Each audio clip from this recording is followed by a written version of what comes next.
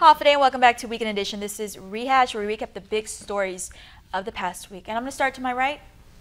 Nick, what are we up to this week? All right, so several things happening this week with law enforcement, with the public safety community, Chris. First off, with the Department of Corrections, of course, we've learned that for the past decade, they've had zero security surveillance cameras there in the prison for at least the past 10 years, I was told. And so luckily, they've been able to get some federal funding, get those cameras in place, and now they have more eyes and more ears to keep their place secure.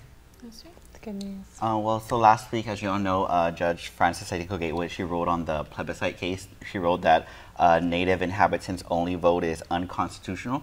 And since then, there's been several activities, protests, hearings. They had a hearing on Resolution 51, Senator Theresa Lahi's resolution that would push for an appeal on this ruling. And at the hearings, a lot of the indigenous Chamorros, descendants of Native inhabitants, were all complaining that this isn't right, basically. And I know that Attorney Mike Phillips, who was instrumental in the formation of the Chamorro Land Trust, he was saying that he didn't think they would win, but he feels that if they don't move forward with this appeal, there'll be serious ramifications. So Acting Speaker Theresa Lahi, she called for session on Friday.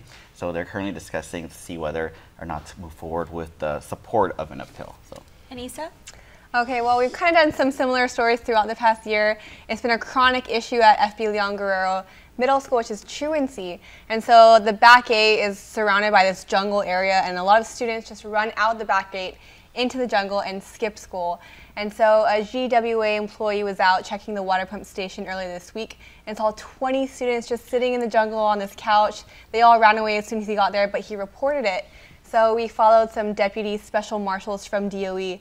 They were doing a surveillance operation at the area, and we actually witnessed them catching one of the students walking out of the jungle, coming back through. So it's not only a safety issue for the kids, they're missing out on their education, they're also suspect that the students are involved in vandalism at a GWA well there, our water station. So they're hoping to address that later on. They're working with the GGO mayor, so hopefully there'll be more solutions for that issue in the coming year. Okay, and myself, I covered, again, issues at the church. This week marked the big 30. Now 30 plaintiffs have filed suit against the church, both in the federal court, and we're seeing some in the Superior Court of Guam as well. Again, that's 30 victims who are accusing clergy of sex abuse, child sex abuse, and this was made possible through that law that passed last year that lifted the statute of limitations for child sex abuse cases. Also, big news out of the church this year, Coadjutor Archbishop Burns, he wrote a pastoral letter, I would call it a memo for the rest of us, to all the church clergy, basically saying two things, and that there was be no more new NCW communities to be formed, at least for the next year. He didn't call it a moratorium, he called it more of a pause.